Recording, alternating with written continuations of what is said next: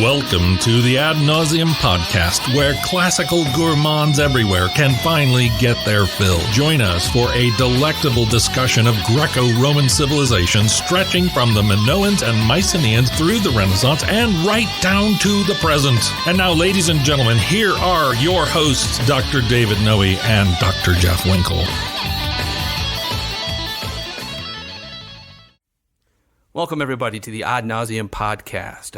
Episode 10 today. Very exciting. My name is Jeff Winkle. I'm here in the vomitorium, as always, with my co-host and good friend, Dave Noe. How you doing, Dave? I'm doing real well, Jeff. Are you excited about today? I'm really excited. This is an interesting topic. It's a fascinating topic. You're going to take us down into the crypt beneath St. Peter's Church in Rome, the Vatican. You're coming with me. That's right. Yes. Yeah. Fascinating story.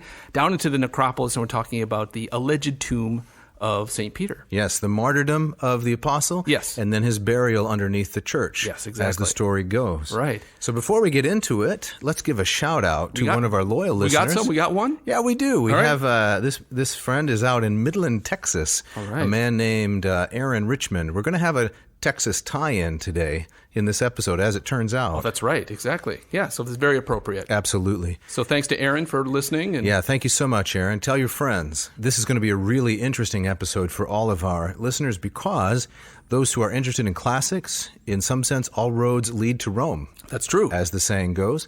And that's where we're going to find the Apostle Peter, perhaps. That's right. We'll dig into the facts and the legends and see where we end up. All right, very good. And Jeff, you have an opening quote for us today to set us up, right? I do. This is from one of the only kind of, as far as I know, kind of the full-length monograph treatments of this topic. This is a quote from a book called The Bones of St. Peter by a certain John E. Walsh. John Walsh? John Walsh. Is this the America's Most Wanted John Walsh? I don't believe it's the same guy, though, but I like imagining that it is. Right. I hear his voice when I read this. Yes, it's quote. a forensic exploration, isn't it? So let's have the quote. The quote is, "Has the tomb of St. Peter really been found?"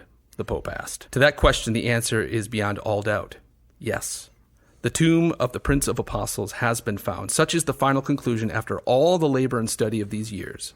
A second question, subordinate to the first, refers to the relics of St. Peter. Have they been found? At the side of the tomb, remains of human bones have been discovered. However, it is impossible to prove with certainty that they belong to the body of the apostle. This still leaves intact the historical reality of the tomb itself.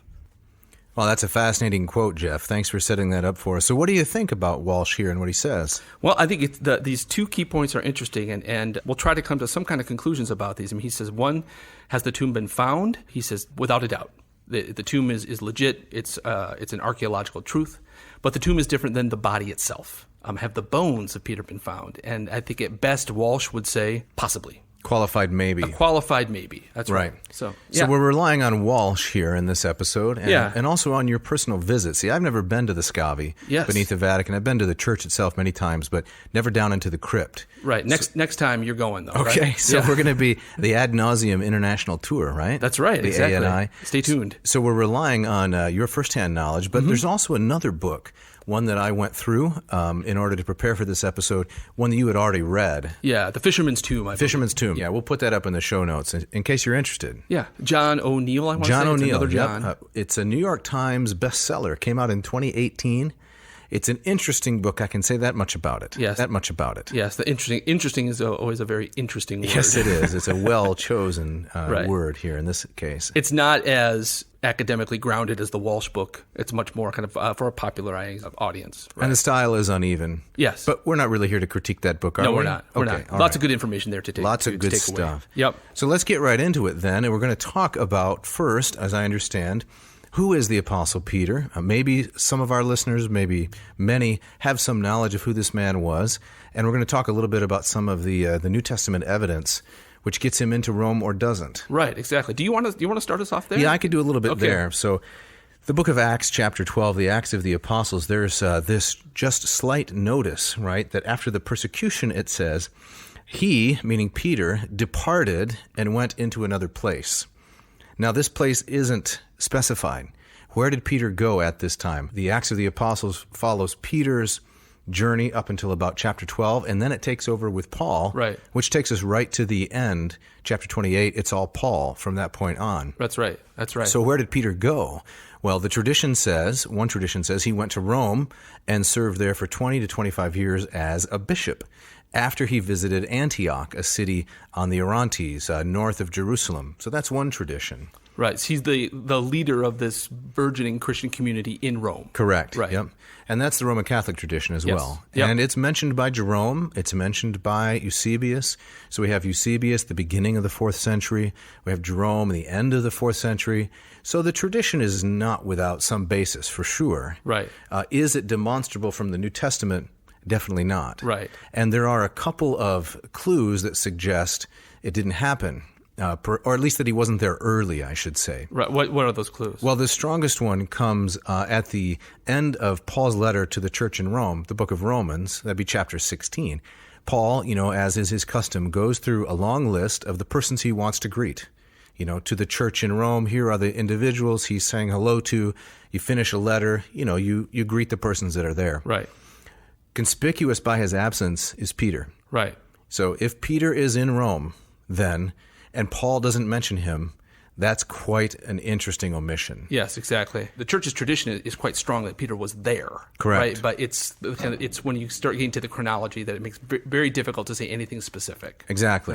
Now with Paul, the New Testament tells us very distinctly. Definitely. We know from the end of the Acts that he was there. That's right. He's appealing to Caesar. Yep, under house arrest. Yes. And has some freedom of movement to preach and engage in his other apostolic offices, even as he's under house arrest. And then in 2 Timothy chapter 4, the last letter that Paul wrote, he talks about his time in Rome and how he was saved from the jaws of the lion, which some have taken as a reference to Nero, some as just more generally speaking persecution. Right. But no mention of Peter then Once either. again. Yeah. And that's odd. It is odd. Right. But did Peter end up in Rome later? Well, the tradition here is uniform, and there's no reason to disbelieve it, I would say. Tough to talk about the specifics. I think we're on safe ground in saying, yes, Peter was there and was very likely martyred there. Yes, and a very important element in the New Testament that I should mention, we shouldn't overlook it. I don't think it's definitive, but strongly suggestive, and that is at the end of 1 Peter, the letter that bears his name, he says, "She who is in Babylon greets you." Right. And that has always been taken with quite a bit of plausibility to be a reference to Rome. Exactly. Like in the Apocalypse, the Revelation, That's right. The book of Revelation. Babylon is synonymous Rome. with Rome. Yeah, it's the Old Testament representation of all that's, carnal, corrupt, and troubling in the world to believers. Exactly. So when Peter says in his letter, "She who is in Babylon," he's most likely, almost certainly saying, I'm here in Babylon.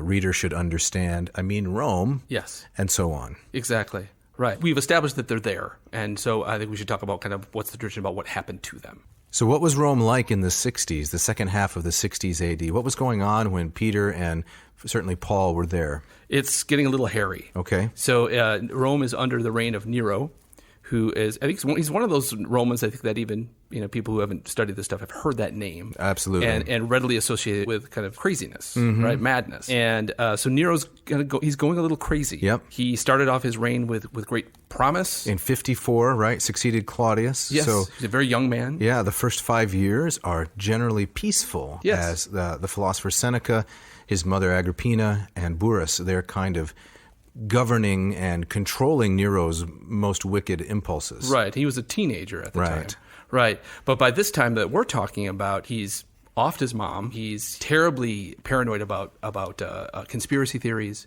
He's having people killed. He seems much more interesting in playing his lyre and giving concerts. Much more interested. Much more interested. Sorry, exactly. But it seems most people didn't find that interesting at all. Competing in the games, that's what was important to him, and governing simply was not. And he had a major architectural project that he undertook in the middle of that decade. Exactly. The right. Domus Aurea, the Golden House. Yeah. Right. Can you tell us about that? Yeah. So it was this massive house. I mean, today in Rome, almost nothing of it survives. There's one underground chamber that you can sometimes visit. But it was this, I think I read from end to end, it was 1.5 miles long. Yeah, enormous. The largest structure ever built was Nero's ambition at the time. Yes, exactly right. And it connected the Palatine Hill down through the valley where the Colosseum is today, over to the next hill over. It was massive, and it was a clear testament to the man's own ego. Yeah, the megalomania. Right.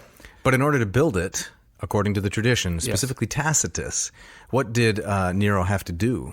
Well, burn the city down. Right. And so there's this massive fire, 64, I believe, is the summer of 64, which is also a Bryan Adams song. Yeah, I think a cow kicked over a milk pail Something or a like lantern, that. something like Right, that. like that. And I might have my city wrong. But the city goes up in flames, and a huge chunk of it burns down. From this comes the famous story that Nero fiddled while Rome burned. Right. Right. And so this tradition developed that while the city was burning down, it seems to have started somewhere in the area of the Circus Maximus. Most historians think that Nero likely had nothing to do with it. Right. But the story takes over is that he burned the city down on purpose. Yep. And one of the reasons was that he wanted inspiration for his next poem.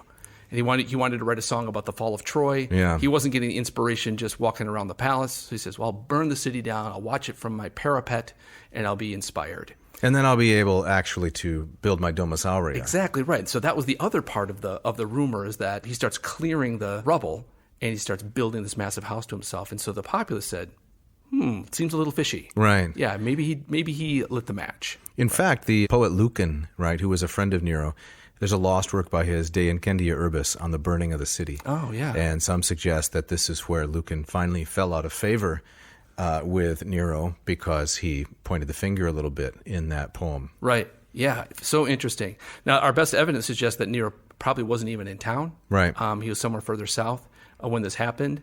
It's not to say he couldn't have had his goons do it. No, but perhaps the most likely explanation is that he profited from the disaster. Yes. In terms of having real estate available for his monumental architectural project. It was a bad move. Right. Terrible PR. Right? And what does Tacitus say then about how Nero sought to cover this up and win back the Roman population? So Nero gets very nervous. He feels kind of the tide of public sentiment rising up against him, so he needs a scapegoat.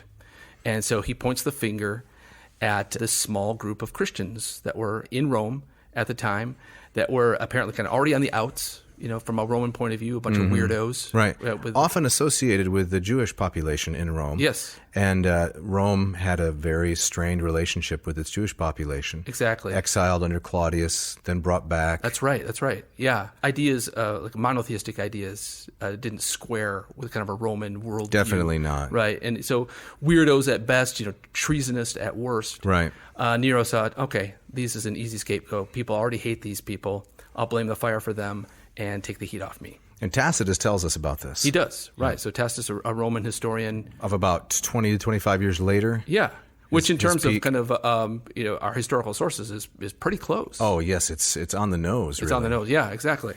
Right. So mentions this. And Tacitus also famously mentions that it backfires. Right. That Nero takes his immense cruelty out on these Christians, rounding them up, throwing them to the wild beasts, crucifying them. Public pity actually kicked in, and the Romans, according to Tacitus, say they saw kind of Nero for the madman that he was. And this is the origin of the legend that Christians were martyred in the Colosseum. Right, which is impossible. It's impossible because it was built much after this time period. Right. Now, it's not impossible that Christians were martyred in the Colosseum. There's just not much evidence for it. Right. Well, and it certainly didn't happen during the reign of Nero. Right. Exactly right. So that's the structure wasn't built. Exactly right. But that's one of those ways in which legend and history kind of collapse into another kind of story. Right. So, getting back to Peter. Yep. The story goes is that Peter, as the leader of this flock of Christians in Rome, gets rounded up into this, and he is ultimately martyred, crucified by tradition, upside down by his own request, as part of this wave of persecution, this first great persecution of Nero. Yeah. And in New Testament terms, the end of the Gospel of John chapter 21, has often been taken with plausibility to be not merely a prophecy of Peter's death, but Christ prophesying that Peter would suffer a violent death. Oh, right. Someone will dress you and take you a place you don't want to go. Yes. So this is taken as a prophecy, as I said, that Peter suffered a violent death. Yes, exactly. So, in terms of kind of the geography and the archaeology of this, I think Tacitus tells us that Nero used his circus, which is sometimes called the Circus of Nero or the Circus of Gaius Caligula, an earlier emperor, which is across the Tiber River in an area known as the Vaticanus. And that was the location of lots of these martyrdoms and executions. And the Vaticanus, you can see where this is going. Right. The this Vatican. This is the Mons Vaticanus. The Mons right? Vaticanus. The Vatican Hill, the Vatican Mountain. This is where kind of the church tradition takes over, is that Peter was crucified there, and his body was taken down off the cross and then buried in a kind of pauper's grave in a cemetery, basically across the street. Yes, and another interesting legend that goes right before that is that Peter was initially going to try to flee that persecution. Yes. And he was on his way out of Rome. This is the story. He's going down the Via Appia, and an apparition of the risen Christ appeared to him and said... Is it Peter that asks? He says, Quo vadis, Domine? Where are you That's going, right. my Lord? Where right? are you going, Lord? And Jesus says something like, I'm going to Rome to be crucified all over again? That's right. Yes. And Peter then, in a fit of remorse, which is, in keeping with how he is displayed in the Gospels generally, an impulsive, important figure who then regrets things sometimes, turns around, walks back into Rome, and is then crucified upside down. Right. So it's almost kind of like a do-over for his denial. Correct. Right. It's a chance to redeem himself in a sense. And there's a little chapel there along the Via Appia. We've both been there. Yeah. And you can look at the alleged spot where Christ walked on the Via Appia, and there are footprint-like impressions in the marble. That's right. Exactly. Fascinating spot. Right. There's also, and that's just one of hundreds of those kinds of places in and around Rome. Definitely. Yeah. Not far from the Tomb of the Scipios, if memory serves. No. Yeah. It's right down there on that kind of famously well-preserved section of the Via Appia. So in any event, Peter's almost certainly in Rome, dies in the persecution. What happens next? Well, the church tradition kind of takes over here. And I think it's good to be skeptical about these things. I think you should start with skepticism and move from there, because a lot of the Roman histories are largely silent on these kinds of things. Correct. But there does seem to develop a fairly early tradition, and we're talking into the second century. Middle of the second century. Yeah, within 100 years. Yeah, so maybe around 140, 150. Right. There is evidence that the site of Peter's tomb, and Paul, too, who was also martyred south of the city, the way out to Aurea, that those tombs had become sites of pilgrimage. Mm-hmm. And here I should mention the work of the 19th century historian Philip Schaff, not exactly current, but a Swiss-American historian, and he mentions Clement of Rome, end of the first century, says that Peter was martyred there. Doesn't say anything about the location. Later, in the middle of the next century, you have men like Ignatius of Antioch who mentions it, Dionysius of Corinth, I'm just quoting here from Volume 1 of Schaff, Irenaeus of Lyon, Caius of Rome. Yeah. They all mention that Peter was martyred and in Rome. Yeah. And I think from a historian's perspective, that's decent evidence. It's pretty good. It's pretty good, yeah. It's within a chronological frame that's persuasive. Mm-hmm.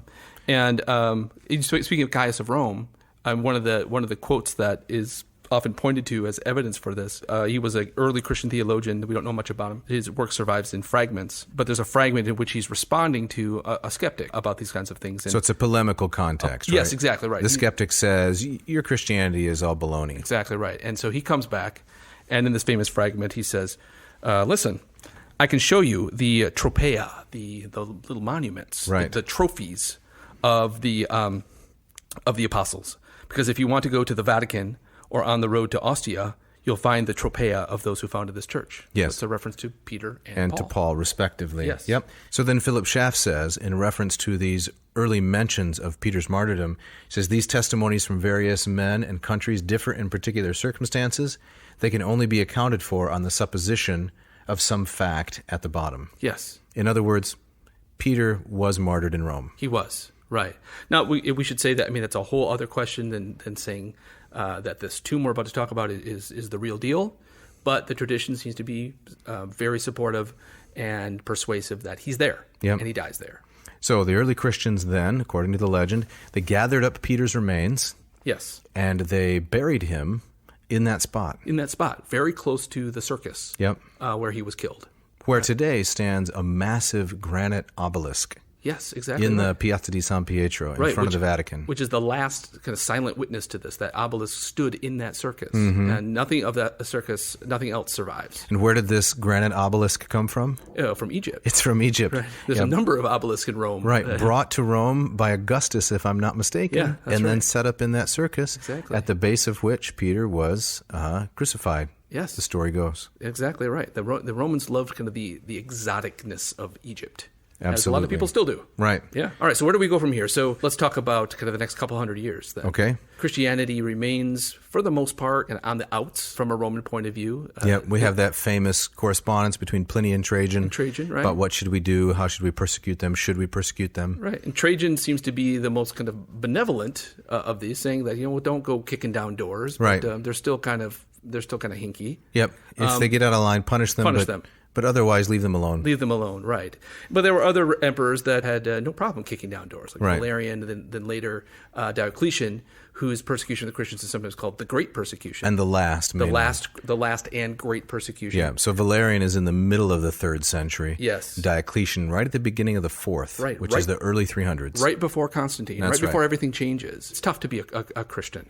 And so we have to imagine that people going to these shrines of Peter and Paul had to probably likely have done it in secret. Or keep it very much on the down low. At night, often. Yes, exactly. But then everything changes with Constantine. So what happened to the remains then between 65, 66, when Peter was most likely martyred, and up to the time of Constantine? Where were they? We don't really know. There's a lot of unanswered questions here.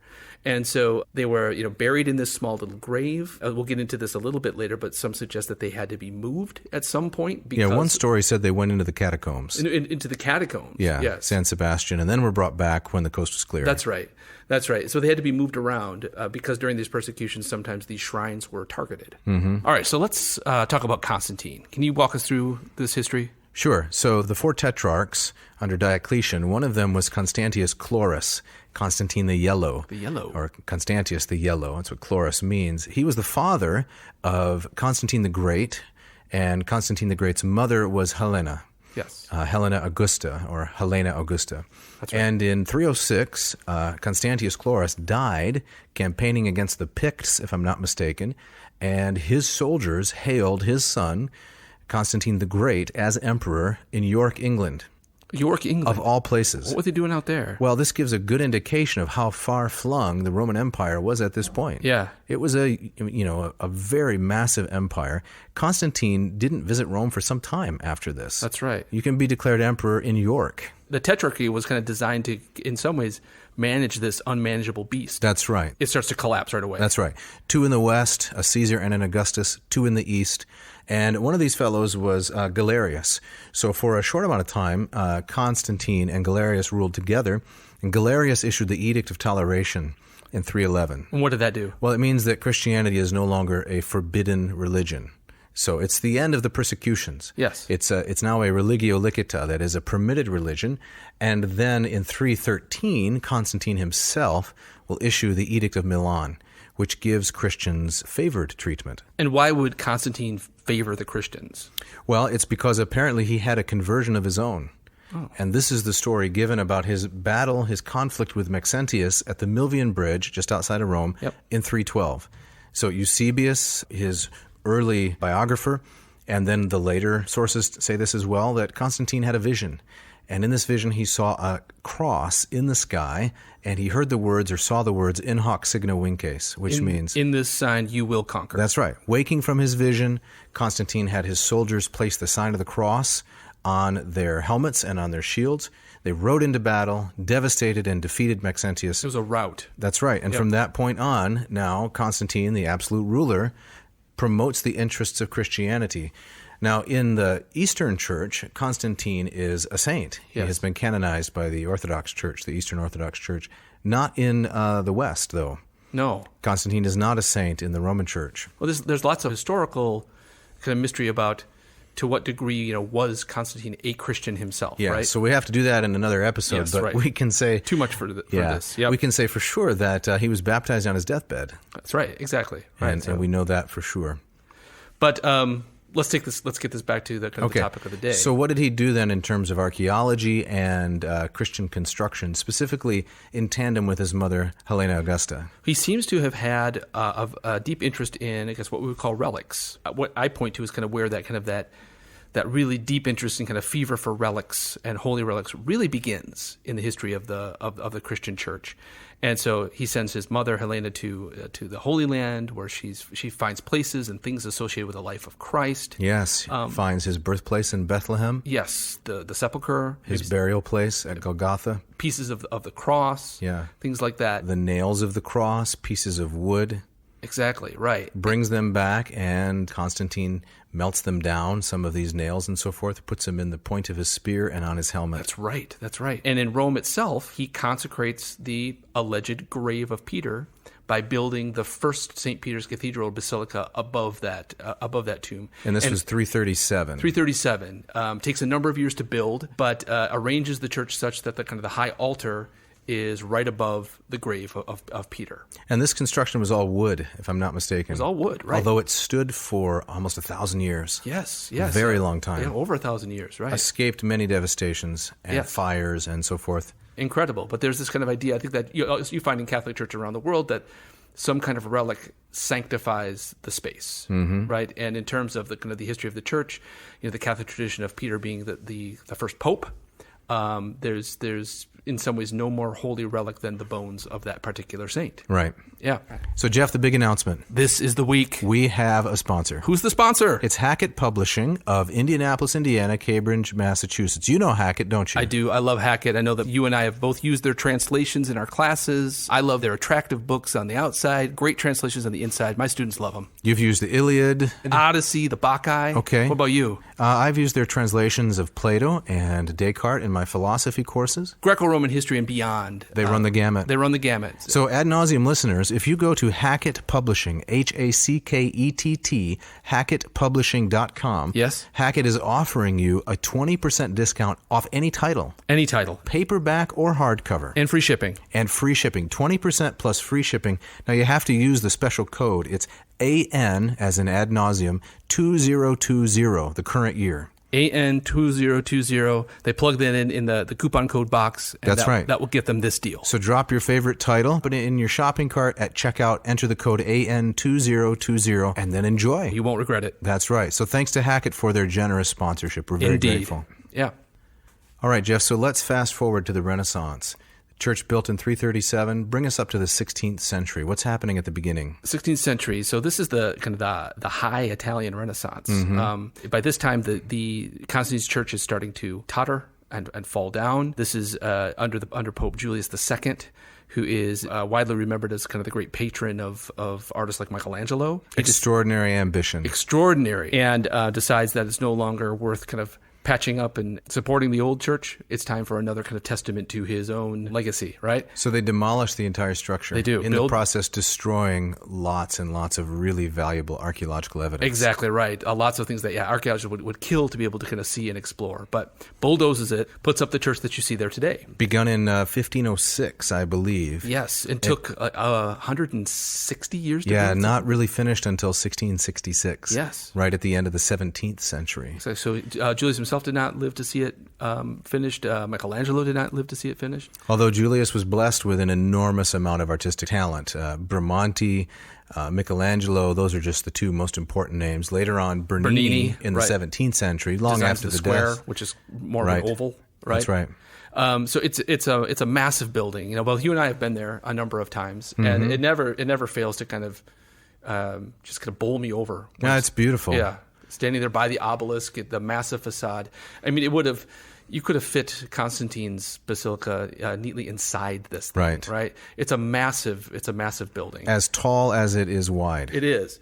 It makes it, in terms of kind of the story we're telling today, it makes it very difficult to kind of, in your imagination, to kind of to see it as it was, because every corner and square is filled. Right, with Baroque ornamentation. Yes. Thanks to Bernini statues that line the top, massive colossal statues of Peter and Paul out in front of the facade. That's right. And then the dome itself, designed by Michelangelo. Right. And the inspiration for the U.S. Capitol and numerous other domes around the world. Yes. It's an overwhelming experience to stand in front of it and to walk through it. Yeah, it's designed to kind of to punch you in the face. Overwhelm you. Yeah, yes. The Pietà, his Pietà inside. Yes. Behind glass now, bulletproof glass. Right. So it's an incredibly overwhelming aesthetic experience. Right. To see this basilica. Exactly. Down below, when Constantine built the wooden basilica, on top of the remains of Peter, as he understood, there were already Roman tombs there. Yes. So what happened with that? Well, it was an incredible kind of feat of engineering, right? He had to basically move multiple tons of dirt and basically bury this cemetery. Yes. Now, the Romans, the Greeks, they had a name for this city of tombs, right? Yes. It's the title of this episode. It's called? A necropolis. A necropolis, yes. Right. City of the Dead. Of the dead, right. So all of these tombs, and Constantine and his engineers filled all of this in with millions of tons of dirt, and packed it down. And that became the foundation for the church above. And they built it right on top of that. Right. So all of that is intact, even as Julius and his engineers scrap the basilica on top. Yes, that remains the same. The altar that you see there today, designed by Bernini, is up above where Constantine's altar was, which is up above the alleged tomb. So now, Jeff, we need to move forward 300 years. We do. From the end of Bernini up into the 20th century. That's right. And what's going on with the basilica at this point? Well, it's the year is 1939, which I find kind of doubly incredible, because 1939. It's an important year in world history, isn't it? Exactly. So Hitler's invaded Poland. Yep. And of course, as I'm sure our listeners know, Italy and Mussolini and the fascists are all wrapped up in that as well. So I find it doubly fascinating that the story we're about to tell is happening at this time in history. But 1939, Pope Pius XI dies. And the story goes is they're digging down in the grottos. Mm-hmm. So if you go to St. Peter's today, there's kind of a basement that you can go down where many popes and other dignitaries have been buried. And this is open to the general public. Yes, exactly right. For an admission ticket. Right. So it's an incredible incredible honor to be buried there. I guess I should say, for the interest of accuracy, you can enter the basilica without paying a fee. That's right. The museums are fee-based. That's exactly right. Yeah. But you can get into this grotto and you can see the tombs of the popes. Yes, it's incredible. So they're digging around down there for a place to bury Pius XI. That's right. And in doing so, kind of they break through the floor and they find the tops of these Roman tombs from this first century cemetery, this first century necropolis. First and early second. Yes. Right. As far as we know, the tradition that Peter's buried beneath the altar was been long accepted by Catholics, but there wasn't any kind of what we would call kind of archaeological interest or explorations. I think some of that kind of went on in the 16th century when they were building the new basilica. Didn't find anything. Most archaeologists think they were digging in the wrong spot. Right. Not really interested in it, or just it was very inconvenient. The whole church stands on top of it. What are you going to do? Right. So these workmen report to Pope Pius XII, who is the Pope during World War II, and tell him what they found. And Pius XII is very interested. And so he decides, keep looking around. Now, Pius XII has come under a lot of criticism. Very controversial because of his relation to the Nazis. Exactly right. And the O'Neill book, which contains a lot of interesting information about Pius XII, seems to me to be trying to exonerate him somewhat. Yes. In terms of his reputation. And maybe the exoneration is legitimate. Yes, exactly right. But I don't know. That's a whole part of a bigger story that we can't really tell here. Yep. Right. So they find this Roman necropolis. Yes. And so Pius says, okay, we're going to explore this, but we're going to keep it in-house. Yep. Right? Entirely secret. Entirely secret. But we need to finance it. Right. Exactly. So how are we going to do that? So how do they do that? Here's the Texas tie-in. They find a devout Catholic billionaire, a man named George Strake, born in 1894, dies in 1969, and he's a Texas wildcatter, which means someone who goes out prospecting for oil. And due to his perseverance, man of humble origins, as O'Neill says, he discovered one of the largest oil fields in all of the United States, maybe the largest. That's right. It's like the Beverly Hillbillies. That's right. It's the Conroe Texas oil tea. field. Yeah. Right. 750 million barrels of oil have been taken out of that spot. So now he has so much money that a private emissary of Pius XII approaches Strake and says, I want to dig underneath the Vatican, or maybe doesn't tell him all the details. It's not clear. O'Neill's recounting is all cloak and dagger. Right. But will you finance it? Yes. So Strake says yes. And Strake does seem to have been like a friend of Pope's, right? Definitely, yeah. Yeah. As well as Hollywood movie stars and the whole thing. Yes. So he writes the check. And so this work goes forward. Now, who were the experts that Pius XII employed in this excavation? Right. Well, here's where part of the many problems begin. Right. So he hires a friend of his, a guy by the name of Lucas Haas, to oversee the project. Now, one of the problems is Haas is not an archaeologist. He's an academic.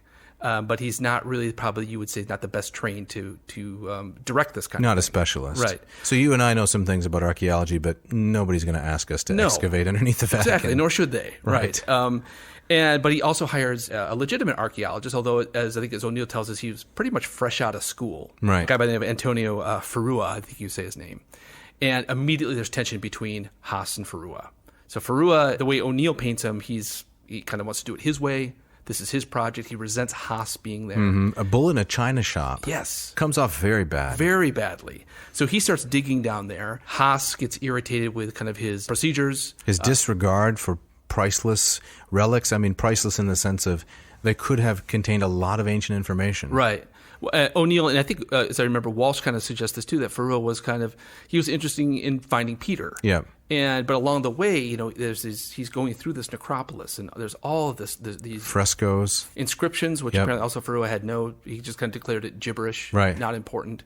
And he's kind of bulldozing through these things, destroying things almost in a kind of a Schliemann-like manner. Yep. And Haas he's on the outs. Walsh tells kind of a more detailed story where it ended up that Ferrua would go down and do some digging. Then Haas would come down on his own. He'd sneak in later and take things out. He'd take things out. To try to save them. Undoing the work of the other person and not telling the other person what they're doing. It's a mess. Right. It's a mess. No photography. None of the typical standards of archaeology were observed in the early stages. Right. And this is not the era of Schliemann, whom you just badmouthed, but you can kind of forgive Schliemann a little bit. That was 1870, exactly. 1880. This is 1940. The science of archaeology has advanced considerably.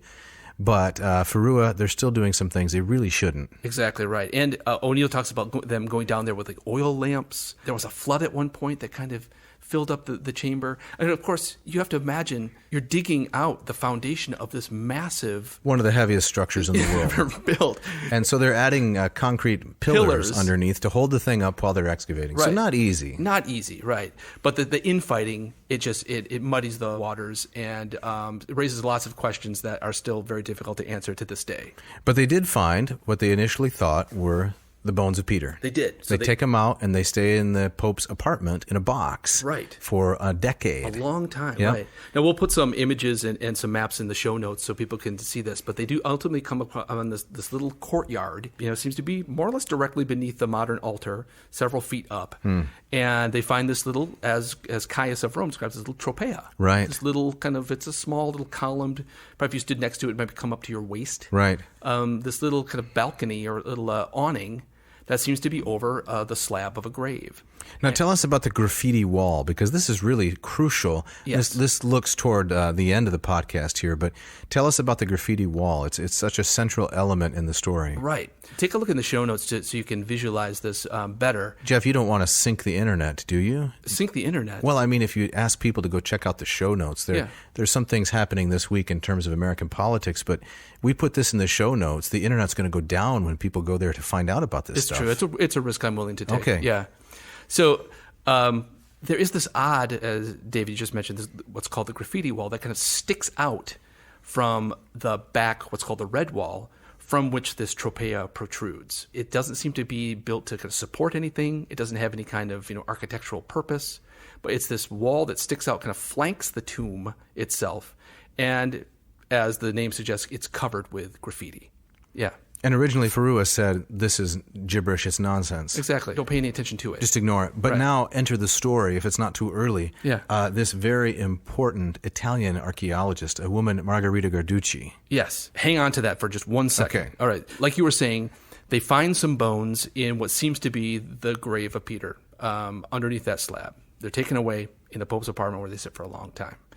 Now, the graffiti wall comes into play because at some point in the comings and goings, somebody punches a hole at the bottom of the graffiti wall and reveals it to be hollow. And one of the things that had really irritated this Lucas Haas is that he didn't like how Ferrua was treating the human remains that he was finding. He was just kind of bulldozing, throwing out human bones on his way to Peter's grave. And so Haas discovered that inside the graffiti wall was another set of bones wrapped in a purple cloth. And he said, the last thing I'm going to do is tell Ferrua about it. And so Haas takes those out, puts them in a box, puts them in a storeroom where nobody else knows about them, and then proceeds to die without telling anybody what he's found. Oh, that's really fascinating, Jeff. As I look at my show notes here, I think we both have been using the wrong name, actually, for this archaeologist. Oh, what's the name? Well, we've been saying Lucas Haas, but it's actually Ludwig Kaas. Ludwig Kaas. Ludwig Kaas. Oh, apologies. Yeah. Well, our German isn't so great. So. It isn't. So we'll Kaas from here on out. That's right. All So right. what happens next? Long story short, after a number of years, the bones that were found in what seemed to be the legitimate grave that Ferua found are finally tested and looked at and determined to be not the bones of a single man, but of many different people. Including one woman? Yes, a woman and a mouse. And a mouse, right. The story goes that a mouse crawled inside the box, poor thing, and died there. Yes. So the collection of bones is not from one man, therefore can't be Peter. Ferua, apparently, according to O'Neill, was livid over this, right? He had thought for many years that he had found the bones of Peter, and but the investigation showed otherwise. Forensic evidence said no. Said no. So right. Can we bring in Margarita now? We can bring in Margarita. Okay. This leaves a huge hole in a potential embarrassment. The grave that sanctifies the altar, Peter's not there. Right. So in comes this fascinating woman, Margherita Guarducci. Italian archaeologist. Yes, epigraphist. Yes, a force of nature. What's an epigraphist? An epigraphist is someone who studies inscriptions. So Guarducci is famous as an epigraphist. She excavated on Crete. Yes. In 1950, wrote an important work on all of the Cretan inscriptions found at Hortina. Yes. So she's the real deal. She's the real deal. A really legitimate archaeologist. Right. So I think we were both talking. We'd love to do an episode just on her. Yes, because amazing accomplishments.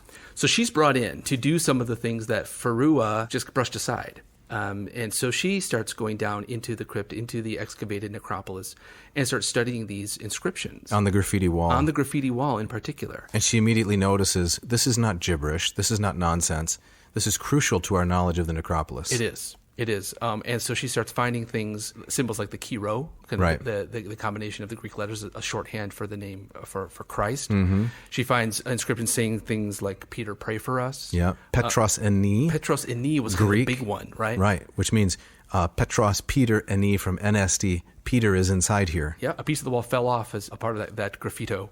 And so this was all very intriguing. And Ferua is trying to suppress it. Right? He is.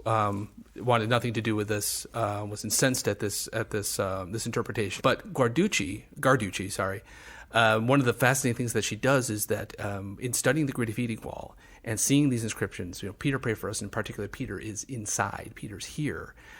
She traces the record back and ends up discovering that box that Kaas had left behind in the storeroom, and it died without telling anybody. So Kaas took out the box. It took out the bones from the graffiti wall. A separate box from the Ferua box, which has the mouse and the women's bones in Exactly right. So these are two different boxes. And so Guarducci puts the pieces together and finds that these bones in Kaas's box came from the graffiti wall. And these bones were wrapped in a purple cloth. They seem to be, it's not a full skeleton, but it's the bones of a single man. No other human remains or animal remains mixed in with these bones. Exactly right. All from one specimen. One specimen. The skull was missing, but the better part of the skeleton was there. The feet were missing. The feet were violently removed. According to forensic evidence. Exactly right. So when these bones were tested, I believe in 1968, they were shown to be the bones of a large man, likely in his 60s or 70s. So this fits with the big fisherman idea. Exactly right. And then the evidence of the feet being removed, the scarring from the sword or whatever they would have used, shows that the feet were violently removed, which squares with the tradition of Peter being crucified and crucified upside down. Right. It's the easiest way to get a body off a cross. It's for a Roman soldier to sever the feet from the rest of the corpse. That's right, yeah. So Guarducci ends up being kind of the hero in this story to some degree. She solves the riddle. I mean, there's still more questions that we don't have time to go into here of why the bones wound up in the graffiti wall. It's still very mysterious of if this is Peter, why was it moved from the principal grave into this wall that flanked the grave? And pure skeptics would say, look, it's an interesting story. There's a lot of circumstantial evidence, but obviously the church has a highly vested interest in believing that this is what they say it is. Exactly right. So there's always skeptics, especially when it's kind of an in-house Vatican project. But I should say that, and I'm a Protestant Christian, so if there are Catholics out there that would correct this, please do so. But my sense is that the church, when it comes to relics, the church, by and large, hasn't been all that quick to authenticate their archaeological truth. Yeah, right? Things like the Titulus Crucis, or the sign over the cross. Or the Shroud of Turin. Right, they don't pontificate, for lack of a better word, Exactly right. on the veracity, the authenticity of these objects. Right. I think it was Pope John Paul II with the shroud said it's important as an aid to faith, right? But not without going so far as saying that this is the burial shroud of Christ. Right. So the fact that the Vatican would come out and say, hey, this looks authentic, is striking. Yeah, adds it perhaps more credibility. More credibility. Exactly right. So let's talk, Jeff, as we wind down here, about your visit to the Scavi. Yes. If you're ever in Rome, I highly recommend it. I've done this 5 different times. It's not something that you can just show up and do, though. So you're a fixture, practically. I am a fixture. They know me there. Right. The Swiss Guard, they tip their cap. We'll put the link in the show notes. You make a reservation with the Vatican, usually a good 2-3 months ahead of time, and you get a time slot, and you can go behind the scenes. And like I said, I've done this 5 different times. Usually, So you've seen the Graffiti Wall. I have seen the Graffiti Wall. You can't get up close to it. It's but behind plexiglass or You can kind of something? see it through kind of a crack in the excavation, because it's a very holy place. But usually you'll go down there. A young priest will take you down. Last time I went, it was with a professor, American professor from John Cabot, who was phenomenal. And they start you on the far east end of the necropolis, and you get to see and walk into these glorious Roman tombs with lots of the frescoes and inscriptions still intact. It's very Indiana Jones. You go down these stairs, and the pressurized door opens up, and you walk back in time 2,000 years. It's incredible. And then you wind up at the end, the west end. You can't walk to Peter's tomb, but you look kind of through the crack, and you can see the Graffiti Wall, and you can see the hole at the bottom. And the bones of Peter are kept in these lucite boxes. And what's really funny is every time I've done this tour, the priest or the guide with great pride will say that these boxes were designed by NASA. Yeah. And so they keep the bones, and you can see the yellowish white of the bones. Well, if it is what it claims to be, it's very important, Yes. and NASA should be the person providing the storage boxes. Absolutely, Makes without sense a to doubt. me. Exactly right. And yeah. supposedly if you drop a plumb line, right, from the altar that Bernini designed down, it goes directly to Peter's grave. It does, right, and directly to the Graffiti Wall, which is very interesting, because you would think that if the grave was the site, it would be lined up above that, but it's lined up above the Graffiti Wall, which all suggests that the builders of the church recognized that the wall was the true grave, right? Well, that's really fascinating, Jeff. The times I've been to Rome, many times, I haven't seen this yet. I'm going to put it on the list for next time. Yeah, it's a must. Absolutely. Yeah. So this was a really interesting episode to me. We got to talk about Constantine. We got to talk about some of the early church fathers and their views on this. We looked at the New Testament. We got a little tour of Rome itself. Yeah. What did you like best about some of the things we talked about today? I love stories in which kind of faith and historical fact intersect. Not in ways that the historical fact has to I have to have that to have the faith. But when those two things come together, that's kind of hair on the back of the neck for me. So to see the bones of Peter and to kind of trace back the story and to recognize that the provenance has some heft to it, I find that stuff endlessly fascinating. You also really like true crime stories, I do don't love- you? I love You like true crime. to watch the stories of the whodunnits and the forensic evidence, and Exactly. the knuckle bone was found here at the bottom of the barrel and so forth. Exactly. So this story, it's at one level, it's a true crime story. Well, before we give our gustatory parting shot, which I get to do this week, Yes. we want to first thank all of our listeners for all the downloads and the great success they've given us, far beyond what we expected. We'd also like to ask them if they would leave some reviews for us. Please do. Yes, that's a great way for the podcast to get before more ears. And we want to hear what you have to say, too. We would love to, if you want to give us ideas for topics for us to cover, don't hesitate. Yeah, so we've gotten some good correspondence in the last few weeks. We'll talk about that a little more next week. Dave at adnauseum.com. Don't forget there's a V in there. Yes. And Jeff at adnauseum.com. So what's on tap for next week? Well, next week we're going to start a two-parter on the archaic Greek poet Hesiod. Back to the Greeks. That's right. Yes. For just 2 episodes. So Hesiod lived around 700 BC. He writes in the meter of Homer. And we're going to look at his works and days. Yes, right at the very, very beginning of Greek literature. That's right. Fascinating stuff. That gets us to the end. So, Dave, give us our parting shot this week. All right. So this is from David Auerbach. I like this one a lot. In wine, there is wisdom. In beer, there is strength. In water, there is bacteria. I love it. Thanks for listening. Thank you.